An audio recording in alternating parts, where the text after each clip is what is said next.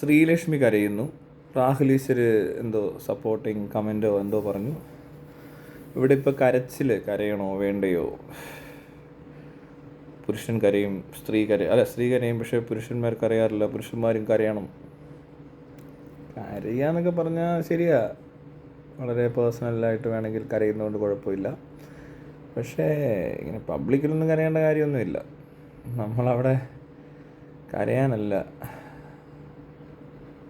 അതാണ് എൻ്റെ അഭിപ്രായം. പിന്നെ എല്ലാവരും ഈ കരച്ചിൽ അങ്ങനെയാണ്, കരയാൻ തോന്നിയാൽ കരയണം. കരയാൻ എന്തിനാ തോന്നുന്നേ?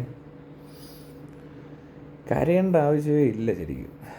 കരയുവാണെങ്കിൽ നല്ലൊരു കരച്ചിലായിരിക്കണം, അപ്പോഴേ ആ കരച്ചിലിനൊരു വില ഉണ്ടാകത്തുള്ളൂ. അല്ല ചുമ്മാ കരയാന്ന് തോന്നുന്നു, എപ്പോഴും ഇങ്ങനെ കരയുക, വെറുതെ കരയുക. ഇങ്ങനെ കരയാൻ പറ്റുന്നേ? എനിക്കത് മനസ്സിലായിട്ടേ ഇല്ല. കരയേണ്ടി വരും, പക്ഷെ അത് അതുപോലത്തെ ഒരു ക്രൂഷ്യൽ, നമ്മുടെ ഏറ്റവും അറ്റത്തൊരു സിറ്റുവേഷൻ ആയിരിക്കണം. എനിക്ക് അവിടെ വരെ പോകണം കേട്ടോ, അല്ലാതെ എനിക്കിത് അറിയത്തില്ല. അല്ലാതെ എങ്ങനെയൊക്കെ എന്തെങ്കിലും കേട്ടു വന്നു ഇതായി ഞാൻ പെട്ടെന്ന് അങ്ങനെ കരയത്തില്ല. ഞാൻ പണ്ടും പറയും പുരുഷന്മാർ കരയണമെന്ന്. അങ്ങനെ പുരുഷനും സ്ത്രീയും വ്യത്യാസമില്ല. പുരുഷനും സ്ത്രീയും കരയണ്ട വെറുതെ. പ്രത്യേകിച്ച് ഇങ്ങനൊരു നമ്മളൊരു പരിപാടിയിലിരിക്കുമ്പോൾ, അല്ലെങ്കിൽ ഒരു ഇൻ്റർവ്യൂ എന്ത് പരിപാടി ആയിക്കോട്ടെ, പുറത്തുള്ള പബ്ലിക് സ്ഥലത്ത്, അല്ലെങ്കിൽ പബ്ലിക്കായിട്ട് നിന്ന് കരയേണ്ട ആവശ്യം വരുന്നെന്ന് പറഞ്ഞാൽ വല്ലവരും അത്ര അത്യാവശ്യമുള്ളവർ വല്ലതും മരിച്ചു പോയാലും ഓക്കെ, പുറത്ത് നിന്ന് കരയേണ്ടി വരും. അല്ലാത്തപ്പോൾ ഒക്കെ കരയാൻ ഇവിടെ എന്തോരം പ്രൈവസി ഉണ്ട്. അങ്ങനെ പബ്ലിക് സ്പേസിൽ അങ്ങനെ കരയേണ്ട ആവശ്യം ശരിക്കും പറഞ്ഞാൽ ഇല്ല. ഈ ഇമോഷണലായിട്ടുള്ള ആൾക്കാരായിരിക്കും, എന്നാൽ പോലും അത് മാനേജ് ചെയ്യാവുന്നതേ ഉള്ളൂ എന്നാണ് എൻ്റെ ഒരു അഭിപ്രായം.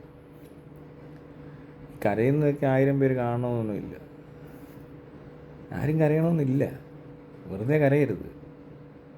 എനിക്കത് മനസ്സിലാവുന്നേ ഇല്ല. ഈ കരയുമ്പോൾ വേണ്ടങ്ങ് റിലീഫ് ആവുമെന്ന്. എന്ത് കരഞ്ഞ റിലീഫല്ല വരുന്നത്, അതെന്ത് റിലീഫ്? അത് എന്തോ ഒരു ധാരണയാണ്. അത് എനിക്കറിയത്തില്ല. കരഞ്ഞു കഴിഞ്ഞാലൊന്നും റിലീഫല്ല കിട്ടുന്നത്.